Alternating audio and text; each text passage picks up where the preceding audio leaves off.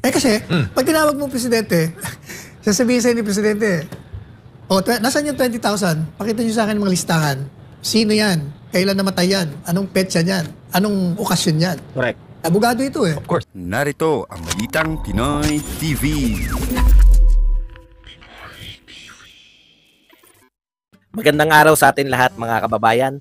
Dito na naman tayo sa another episode ng ating vlogs. Pag-uusapan natin ngayon, ito po, no? So, tatlo yung ating pag-uusapan natin ngayon, no? Pero konti lang itong ating topic natin ngayon, pero mahalaga ito, okay? Mahalaga na malaman ng taong bayan na ganito na po ang sitwasyon ng ating bansa sa ginawa ng administrasyon natin, okay?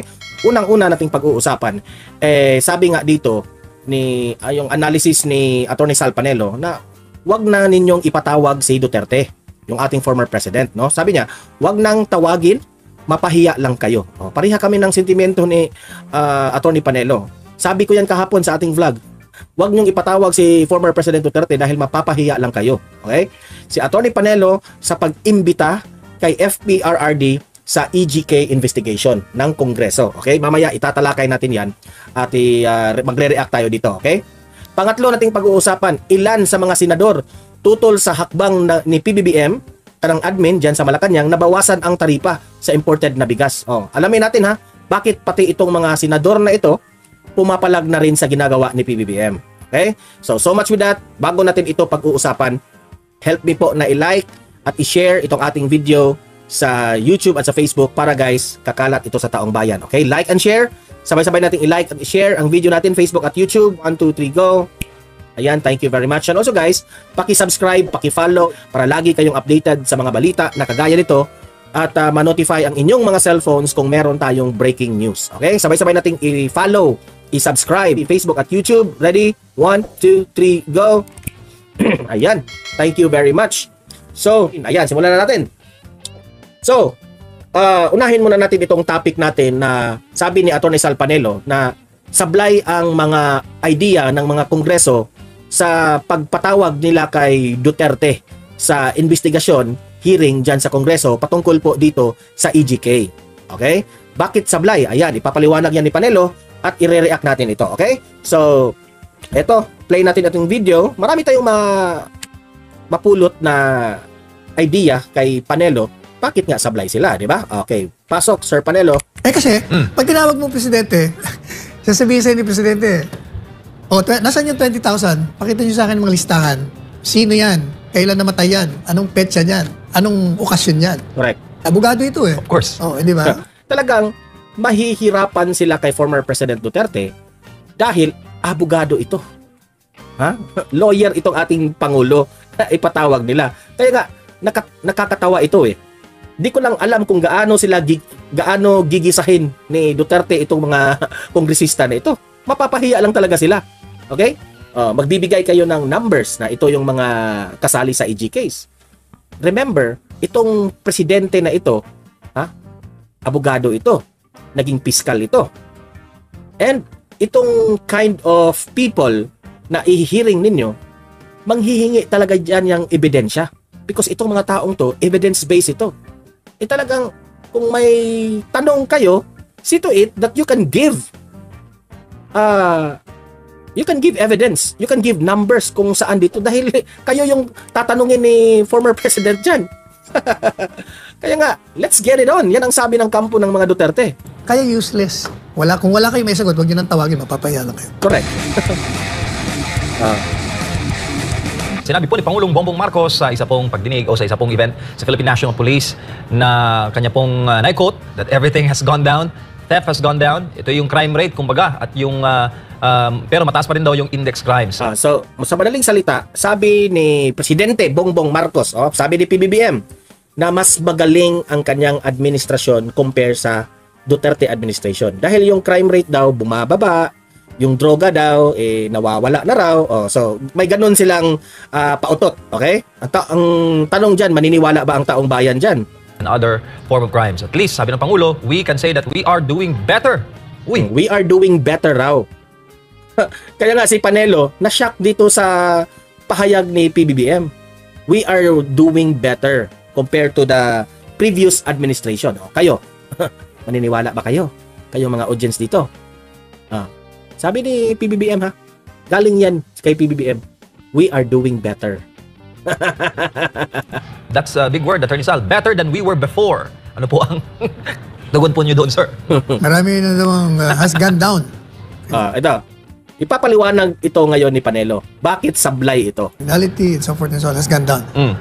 Economy has also gone down. His popularity and trust rating has also gone down. Kaya tama siya. Yun yung totoo. Yan. Mr. President Bongbong Marcos, sabi mo, we are doing better than before. Okay, ibig sabihin, mas magaling kayo kay Duterte. Kung mas magaling kayo kay Duterte, ang tanong, Mr. President, bakit bumaba ang ating ekonomiya? Bakit bumaba ang mga trust rating mo sa taong bayan? Kung mas magaling ka. Nakikita yan eh. Kung talagang totoo kang magaling, isa na, wala nang mga nagrally-rally dyan.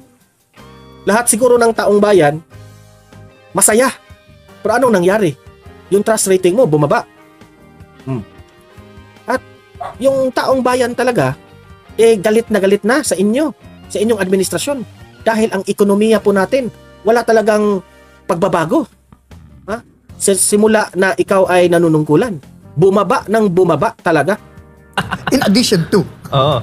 Kasi alam mo naman, Attorney Sal, matindi ang law enforcement ng panahon ng Duterte administration. At nararamdaman ng tao sa ground. Di ba, Attorney Sal, mas mahalaga yung komento ng tao kung feel ba nila na safe maglakad ng madaling araw. Ikaw, feel mo ba? Hindi ako sumasakay ako eh. Kahit sumasakay ka. Pero iba talaga ang Maraming atmosphere. riding in tandem, pak! Atay. Mahirap ngayong panahon. So, Kaya alam mo ako, natutuwa ako. Pagpunta ko sa Marikina, Mayor Marcy. meron ko nadaan ng mga pulis. Ni-stop nila yung mga motorsiklo, mga riding in tandem. But sabi ko, yan ang tama. Kasi hindi mo alam, baka yung hinuhuli mo, may babarilin na. Right. Dapat ganyan, palaging visible ka, at saka talaga nag-i-inspection ka. Right, maraming salamat, Attorney Sal. Planong ipatupad ng pamahalaan ng right sizing ng mga tauhan po ng PNP para mapag-ibayo daw ng ang police visibility sa bansa. Pinay-aral lamang. I-forward lang natin ito ha, kasi i-skip natin yung portion about former President Duterte. Ng Malacanang ang posibilidad na lumikha ng isang legal. Dagdag ang mika ng crime. For every policeman, ilan? Basa natin sa ground, Attorney Sal, ng komento. Is parang nahahati at medyo mainit sila. Mali yung ginawa niya, wala nga sa procedure. Di dapat, during the course of your training as a police, Ayan, Ronald Bato de la Rosa. Sa ilalim po ng drug campaign ng sa mababang kapulungan. Maraming salamat, Attorney Sal. On a related issue, abay nagkaroon po ng investigasyon dyan sa mababang kapulungan ng Kongreso hinggil daw po sa mga issue ng extrajudicial killings. Ma'am Chris Sally, hello po sa inyo. Magandang hapon sa iyo at sa lahat ng mga nandito sa live mo. Sa ilalim po ng drug campaign ng former Duterte administration at ini-issue, Attorney Sal, mukhang nais ipatawag si former President Duterte at si Senator Ronald Bato de la Rosa. Your thoughts on that, sir? Teka muna, ang ganda yata na. Ibalik mo nga yung polo ni Presidente Duterte. Passionista ang dating Ibalik nyo nga yun. Ayan. Yan. Aba, talaga naman. Mr. Passion. Passionista ng Presidente Anyway, yan po ang alam po niya. Matagal ko nung ako'y nasa Malacanang pa, tagapagsalita niya at abogado niya. Yun ang claim na 20,000 plus. Saan man nagmula yun? Nagmula yun kay Rappler Correct. Sino nga si Rappler? Si Maria. Maria Ressa. Si Maria Ressa. US funded. Siya nag-release nun. And in fact, personally, I asked her. Sabi ko, I don't remember na kung personally o basta parang sinagot niya yung tanong ko Sabi ko, saan mo na ako yung 20,000? Sabi niya, ini-report lang yan ng isang dyaryo din Ay, tinamaan ng magaling ka ako. Inuulit mo lang pala, hindi mo binirify. Kaya ever since... Ito ngayon ha, nagbabala ngayon itong si Atty. Panelo na kayong mga taga-kongreso dyan, bago kayo mag-akusa ng numbers, siguraduhin nyo na yan ay legit na dokumento na nagpapatunay sa AGK. Kasi isa na dito ang in-example ni Panelo. Itong si Maria Ressa, hinagat kaagad ang balita ng dyaryo without even consulting o without even identifying kung ito ba ay legit o hindi.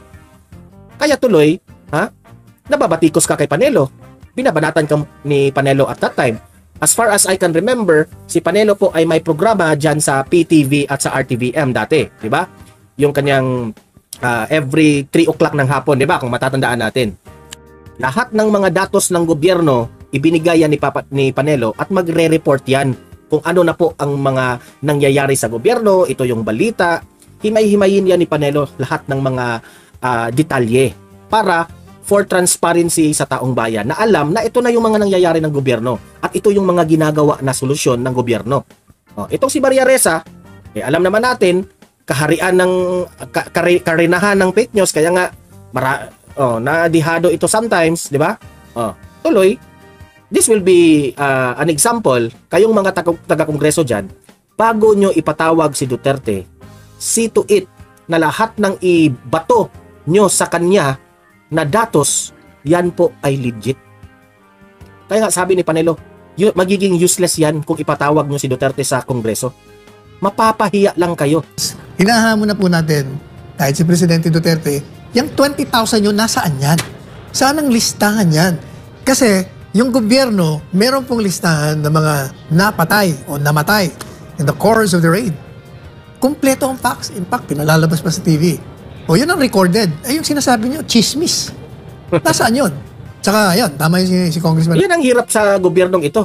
Mahilig sa chismis. Di ba? Sabi niya kung totoo yan. May mga kliyente ka, bakit di ka nagpa-file? Sabi naman nung abogado ayaw mo mag-file ayaw mag-file, tapos sinisisi niyo yung nakarang administrasyon. Pero, di ba, attorney, overwhelming po ang comment ng taong bayan doon sa war against drugs. At may resulta. Talagang narami din nasasabi sa ating comment section na mukhang pag Duterte ng mga programa, binabalikan at sinisiraan. Anong masasabi mo doon, sir? Siyempre, sino ba sumisira? Di mga kalaban ng Presidente Duterte.